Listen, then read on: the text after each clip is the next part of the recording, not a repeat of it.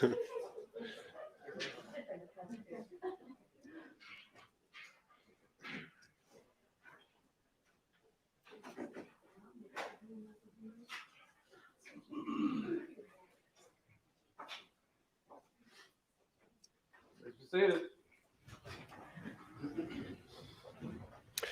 right, you all right in the front row there?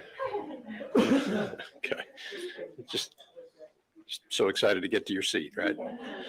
All right. Welcome back, ladies and gentlemen. Hopefully you enjoyed your lunch. We're ready to proceed with the evidence. Yeah. All right, thank you, Mr. Sheffield. Okay, very good.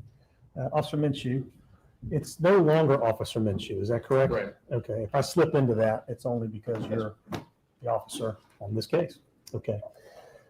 So one of the things that I wanted to make sure of before we kind of went back through some of your testimony is that prior to today, you've had an opportunity to review the report that you wrote in this case. Mm-hmm.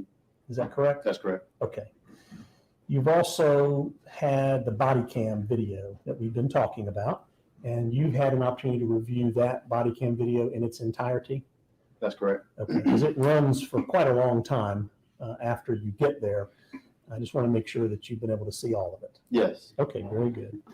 Have you reviewed anything else prior to your testimony today? The transcript. Transcript of the body cam video? And the video that Mr. William Bryan shot. Okay, so you've had a chance to look at that as well? Yes. In preparation for today? That's correct. All right, perfect. One of the things that I wanted to make sure I understood is that as a law enforcement officer, you've had particular training on use of force. Yes, right? we have it yearly. As well as how to de-escalate situations.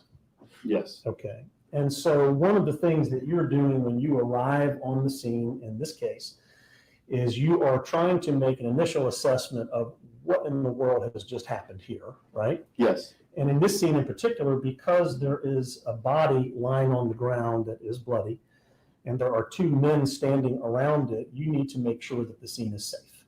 Yes, correct. Safe for you and potentially others. Correct. Okay. So one of the very first things that we see you do is that you get out and you begin to try to assess the situation, right? Yes, that's correct. You also ask that the two men that are standing, who we now know to be Greg McMichael and Travis McMichael, that their guns are put away, right? Yes. Okay.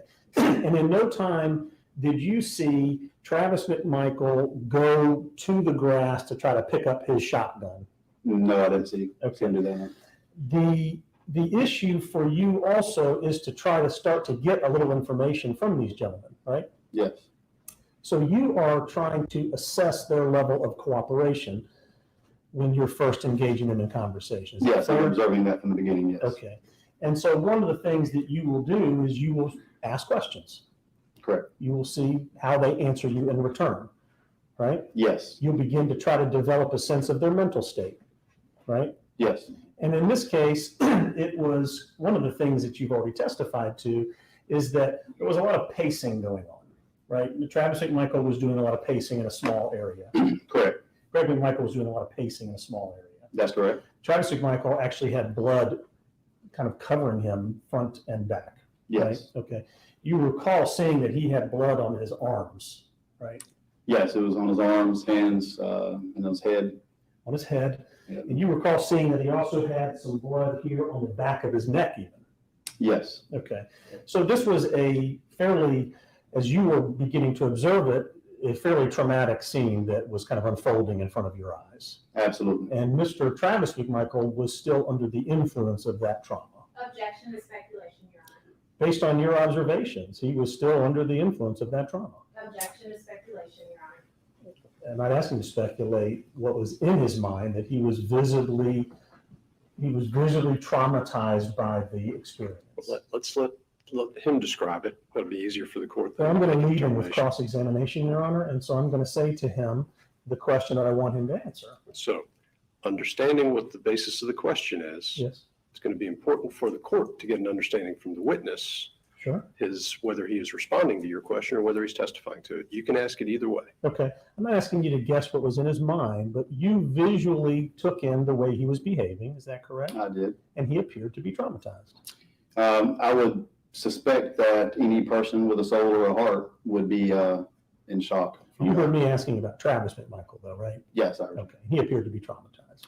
I don't know what he was thinking. I was also taking in a lot of things myself, trying to figure out what had happened and what type of dangers could be around my area. That's the main thing that I was thinking of. But I did see him pacing Okay. back and forth, yes. At some point, did you hear him cry out, gasp and cry out? I don't recall. Don't recall that. Okay. The next thing that you did is you began to then make the decision that the scene was safe enough to call in personnel to come and begin to assess the scene and to bring in ambulances, correct? Yes, it was enough for me to go ahead and summons paramedics and other police units. Okay. While you were on scene and around the body of Mr. Arbery, you had talked about hearing like a breath sound that you called a death rattle. That was the term that you used. And I believe your testimony is that that is the sound that the body makes after the person is deceased. It's just sort of air coming out of the lungs. Is that fair? Yeah, from what I've always heard it as is like a death rattle, a death gurgle, referred to as agonal breathing, to where it's, from my knowledge, from what I've known while policing, is that it's when the brain doesn't have any oxygen, it's where it's a natural reaction for the body. Okay. So it's not a sign of consciousness as you understand it. Correct. It's not a sign of the brain being intact and forming and making decisions. That's how it appeared, yes. Okay. And so other than that sound of air, that agonal breathing, Mr. Arbery did not say anything or speak any